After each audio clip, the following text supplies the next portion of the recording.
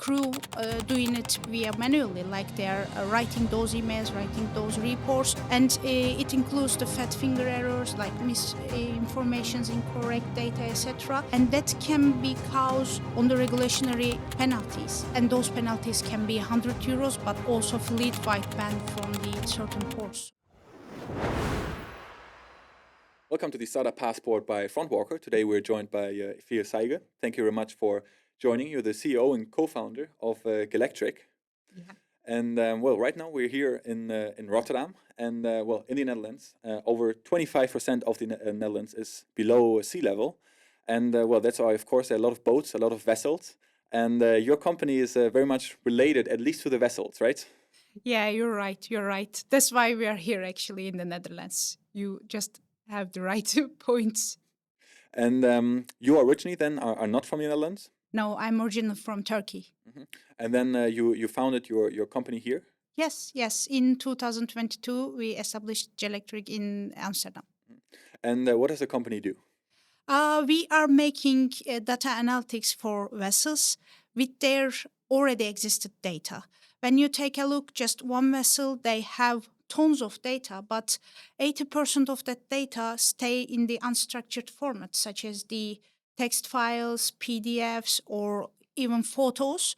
And there are many useful and valuable information on those unstructured data. Now we are collecting those informations with our AI agents, analyzing them, make them ready to use for the regulatory compliance as well. And how did you initially come up with that idea? So first of all, how do you even know that vessels have so much unused data? And then, of course, also, how did you come up with making something out of that?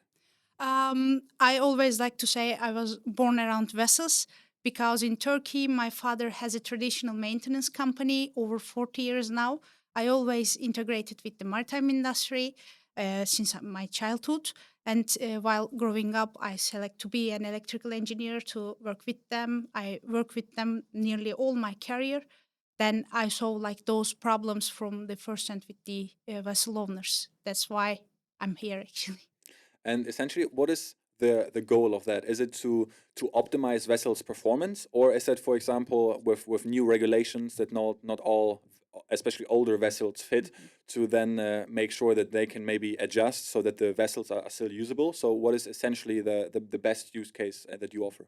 As you said, the performance analytics is one side, but the regulationary compliance is on the another side because since those all data stay in the unstructured format, especially crew doing it via manually, like they're writing those emails, writing those reports, and it includes the fat finger errors like misinformations, incorrect data, etc., and that can be caused on the regulationary penalties when you gave your data incorrect by knowingly or unknowingly. That means you can get penalties like, and those penalties can be €100, but also fleet-wide ban from the certain ports. So that's the thing how we can help them actually. And what's your current standpoint or your current experience with those kind of like guidelines or potential penalties in the Netherlands? Because I assume you're from Turkey, for example, and they are very different over there compared to here, or are they generally similar? What would you say about it? When you check the European Union's regulations, yes, it is different when you compare to Turkey and Netherlands, but most of the regulations coming from the IMO, International Maritime Organization, and this is for all vessels, not only for the Europe or Turkey or the USA. So the regulations are common. And now you're in Rotterdam. It's one of the biggest ports in Europe. How would you say how open is that kind of environment with the port of Rotterdam to startups or innovative companies like yours? It was really open. I wasn't expected to see that because when you compare the maritime industry with the others, it is a bit conservative industry. Like people like to keep their organization as it is. But in here, they're really used to have work with innovative companies. So they're really open. It was surprising for us. And at what stage is the company so far? So have you already been able to get clients, and what does an ideal client then look like for you? Yeah, we are operating in 3.5 years now. We have around like 30 vessels with our solutions in the system, few partnerships as well. The ideal client is having problems with the previous integrations, of course, with those data validations, and that's the best for us to give them our value. And like small to middle vessel owners for us. Yeah. And right now, what could the company need to grow that Mhm. further to get more clients? Partners, we need like align with the partners because of course in the small and medium companies to reaching out them is easy, but with partners it's more easy to reach out to the customers like all these networks.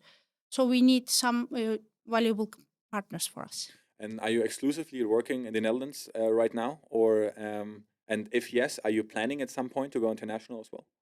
Now we're in the Netherlands. Yes, we need to go international because our industry is international when you think in the big picture.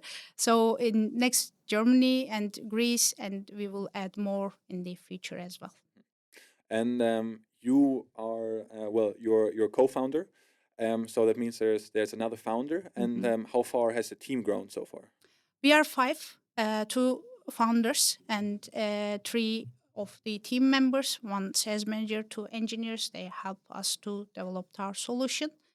For now, that's enough. But of course, in the scaling up period, we will need more team members. Yes. Okay. And to end the interview, we have a small round of quick-fire questions. So it's mostly this or that questions. So you can pick what's closest to you. Okay. Old vessel or new build? Old vessel, Old vessel. Port or open sea? open sea, Engineer or entrepreneur? engineer. Engineer, Yeah, still. still. Um, and for you to complete the sentence, the future of the port of Rotterdam Mhm. is. Innovation. Hmm. Yeah. And my biggest learning as a founder so far was. You need to learn from your mistakes. That was my biggest learning, actually. Yeah. Are those mistakes you made while being an entrepreneur, or potentially also mistakes you made in previous jobs or from your previous experiences? Yeah, both. Both. Both. Hmm. Then well, we'll keep our fingers crossed that not too many of them will come up in the near future. And thank you very much for all of these insights and for joining the podcast. Thank you. Thank you very much.